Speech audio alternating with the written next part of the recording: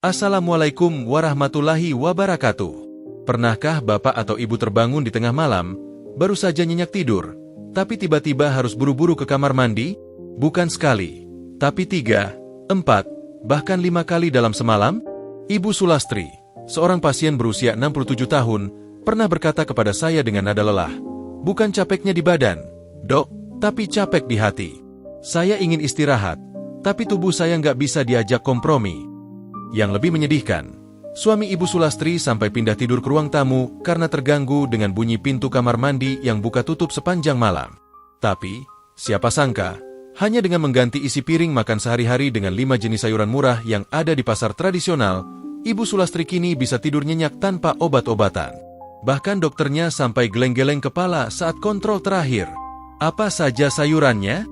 Yuk, kita ngobrol dari awal. Selamat datang di channel Budaya Hidup Sehat.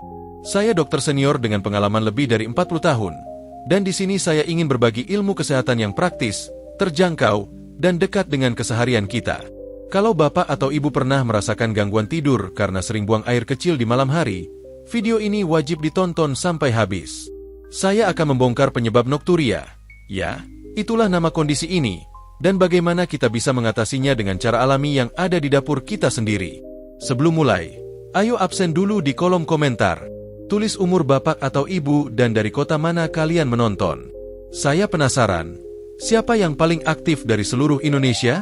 Dan setelah selesai menonton, jangan lupa tulis tanggapan kalian. Ya, kalau Bapak atau Ibu berpikir, ini cuma soal kebanyakan minum air sebelum tidur. Tunggu dulu. Nokturia bukan sekadar soal air yang diminum.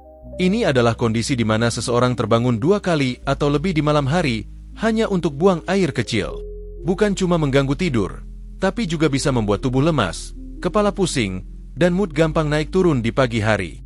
Lebih dari itu, nokturia bisa jadi sinyal adanya masalah kesehatan lain, seperti tekanan darah tinggi, diabetes, atau bahkan gangguan jantung.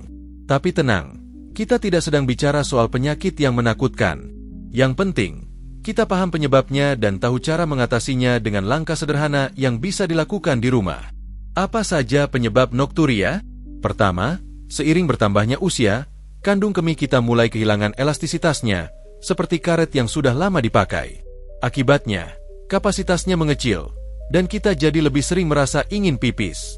Kedua, untuk para bapak, masalah prostat yang membesar bisa menekan kandung kemih, membuat sinyal pipis datang lebih sering. Ketiga, untuk ibu-ibu, perubahan hormon saat menopause juga bisa memengaruhi kerja kandung kemih. Keempat, kadar gula darah yang tinggi, yang sering jadi tanda awal diabetes, bisa membuat tubuh memproduksi lebih banyak urin. Kelima, beberapa obat-obatan, seperti obat tekanan darah atau diuretik, bisa memicu nokturia. Dan terakhir, kebiasaan sehari-hari, seperti minum kopi atau teh di malam hari, juga bisa jadi pemicu. Nah, kalau Bapak atau Ibu suka ngopi di warung sambil nonton sinetron malam, mungkin ini saatnya memikirkan ulang kebiasaan itu. Tapi jangan buru-buru panik. Kalau makanan atau minuman bisa jadi pemicu, maka makanan juga bisa jadi penyelamat. Ingat nasihat nenek kita dulu? Makan sayur biar sehat. Dulu mungkin kita cuma mengangguk sambil menahan tawa. Tapi ternyata nenek kita tahu sesuatu yang baru sekarang dibuktikan oleh penelitian. Saya akan membagikan 5 sayuran murah yang bisa membantu mengurangi frekuensi buang air kecil di malam hari. Sayuran ini bukan cuma enak dan terjangkau, tapi juga punya manfaat ilmiah untuk kesehatan kandung kemih dan tubuh secara keseluruhan. Yuk, kita mulai dari yang pertama. Bayam bukan cuma untuk pope, loh. Sayuran ini kaya akan magnesium, mineral yang membantu otot kandung kemih rileks. Bayangkan otot kandung kemih seperti pintu yang terlalu sensitif. Kalau terlalu tegang, sedikit saja ada tekanan, langsung terbuka dan bikin kita ingin pipis. Magnesium dalam bayam membantu pintu itu lebih tenang, sehingga sinyal pipis tidak datang terlalu sering. Selain itu, bayam juga mengandung vitamin A dan C yang baik untuk sistem imun dan kesehatan saluran kemih. Tapi hati-hati, jangan konsumsi bayam berlebihan, karena kandungan vitamin C yang tinggi dalam dosis besar justru bisa memicu buang air kecil lebih sering. Bagaimana cara menikmati bayam? Coba tumis bayam dengan sedikit bawang putih dan minyak zaitun. Bau harum bawang putih yang ditumis akan menggugah selera, dan tekstur bayam yang lembut cocok untuk gigi yang mungkin sudah tak setajam dulu. Atau, masukkan bayam ke dalam sup bening dengan jagung manis dan wortel. Rasanya segar, seperti sup yang biasa disajikan di arisan keluarga besar. Kalau bapak atau ibu suka bereksperimen, coba buat jus bayam dengan apel untuk mengurangi rasa langu.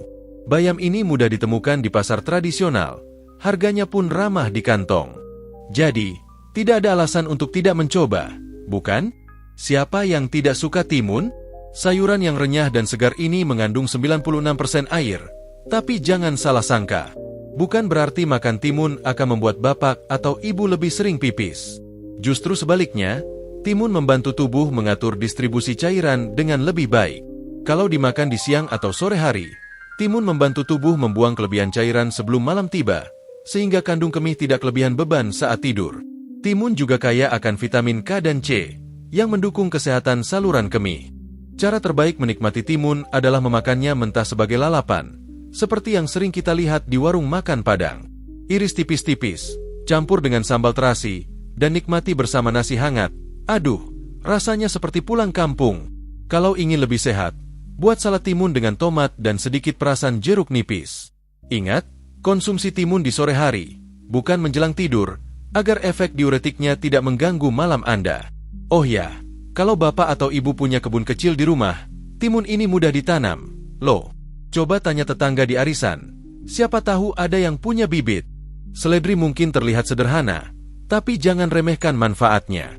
Seledri mengandung kalium yang membantu menyeimbangkan cairan tubuh. Meskipun punya efek diuretik ringan, artinya bisa memicu buang air kecil. Dalam jangka panjang, seledri membantu pola buang air kecil jadi lebih teratur. Saya punya pasien, Pak Kusno, yang suka sekali makan sup iga dengan taburan seledri. Tanpa sadar, keluhan nokturia beliau berkurang drastis sejak rutin makan sup itu setiap minggu. Seledri juga kaya akan antioksidan, yang melindungi saluran kemih dari iritasi. Coba tambahkan seledri ke dalam jus sayur, misalnya campur dengan apel dan wortel untuk rasa yang lebih manis. Atau, taburkan seledri cincang di atas sup ayam kesukaan ibu-ibu. Bau harum seledri akan membuat sup terasa lebih segar, seperti masakan rumah yang disajikan saat keluarga besar berkumpul.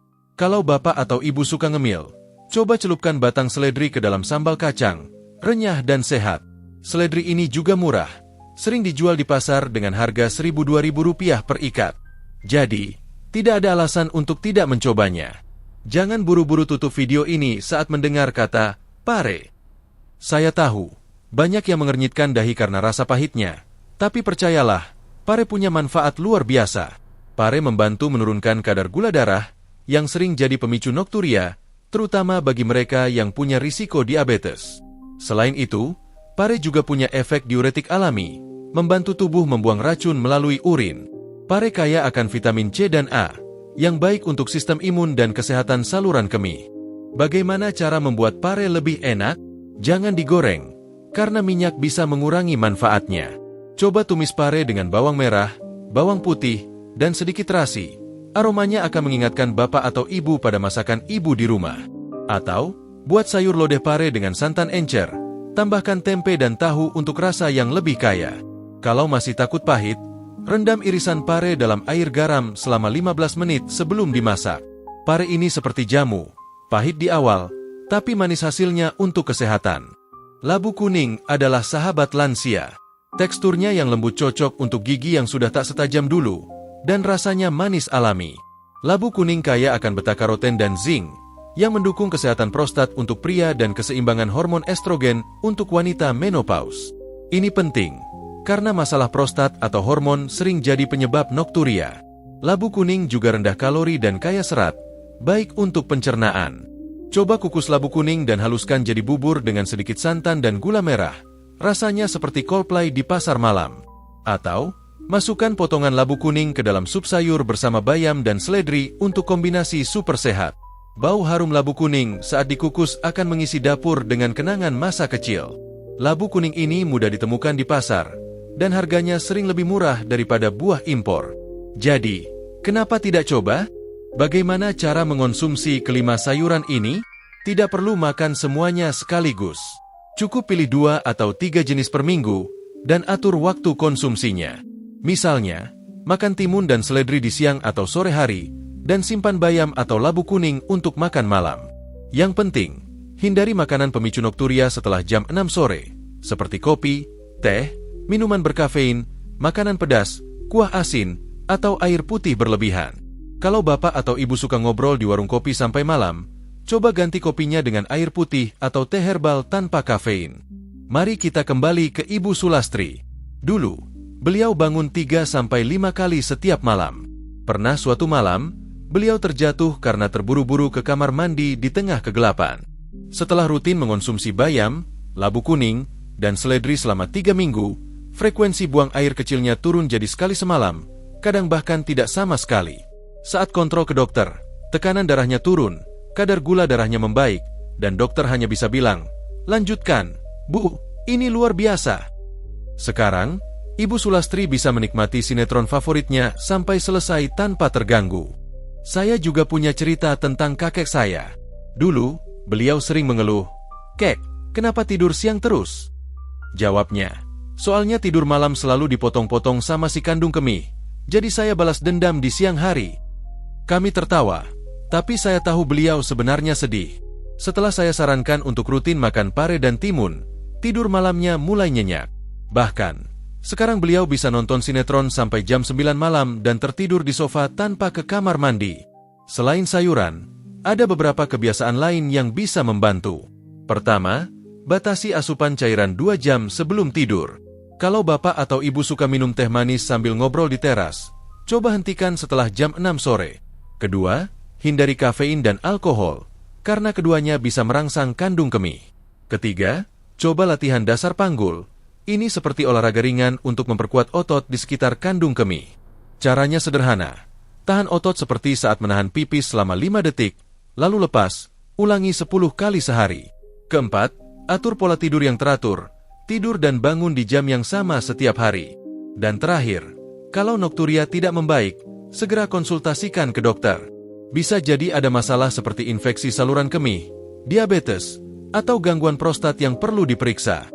Berbicara soal dokter, saya ingat nasihat dari seorang guru saya dulu, seorang dokter senior di kampung. Beliau bilang, kesehatan itu seperti menjaga kebun. Kalau rajin disiram dan dipupuk dengan makanan sehat, hasilnya akan indah. 5 sayuran ini adalah pupuk alami untuk tubuh kita. Mereka tidak hanya membantu nokturia, tapi juga meningkatkan kesehatan secara keseluruhan. Bayam dan seledri membantu menjaga tekanan darah, pare baik untuk gula darah, timun menjaga hidrasi, dan labu kuning mendukung kesehatan hormon. Kombinasi ini seperti tim superhero untuk tubuh kita. Kalau Bapak atau Ibu masih ragu, coba ingat-ingat kebiasaan di kampung. Dulu, nenek kita sering membuat jamu dari bahan alami, seperti kunyit atau jahe, untuk menjaga kesehatan. Sayuran ini punya semangat yang sama, sederhana, alami, dan terjangkau.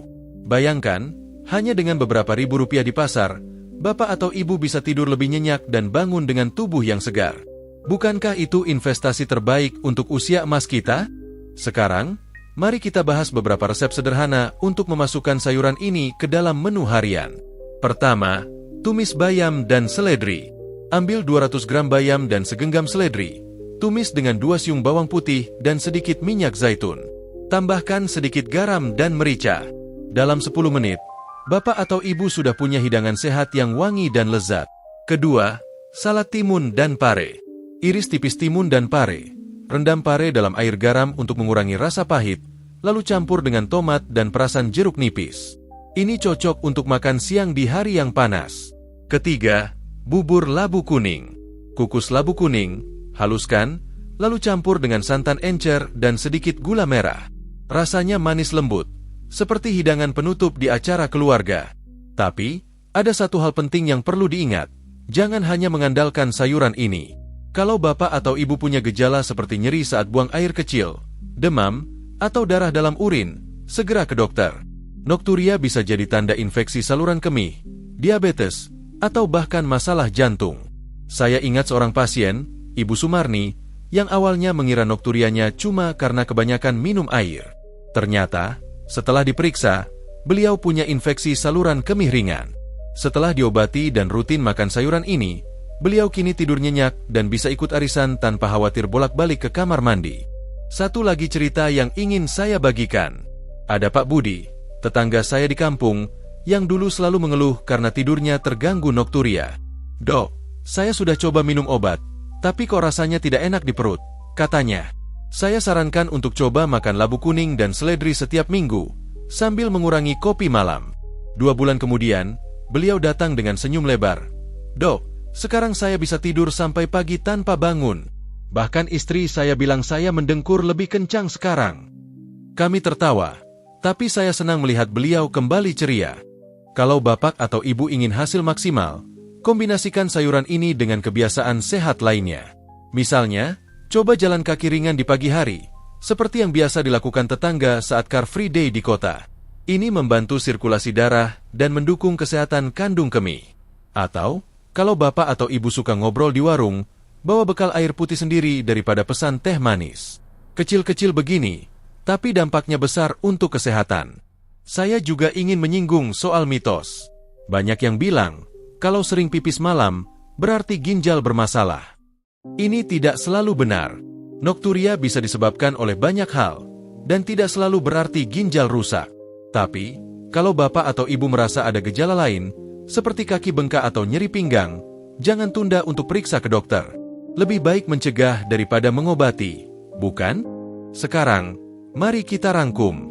Dengan mengonsumsi bayam, timun, seledri, pare, dan labu kuning secara rutin, ditambah perubahan gaya hidup seperti mengurangi kafein dan cairan sebelum tidur, bapak atau ibu bisa tidur lebih nyenyak dan bangun dengan tubuh segar. Ini bukan soal obat mahal atau perawatan rumit, tapi soal kebiasaan sederhana yang bisa dimulai dari dapur sendiri.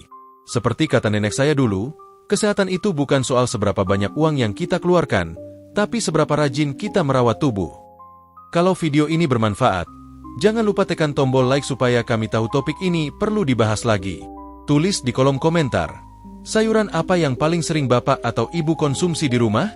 Atau, kalau punya resep andalan atau tips untuk mengurangi buang air kecil di malam hari, ayo berbagi. Dan jangan lupa tekan subscribe supaya tidak ketinggalan video edukatif lainnya tentang kesehatan lansia, tips dapur, dan cerita inspiratif dari sesama kita.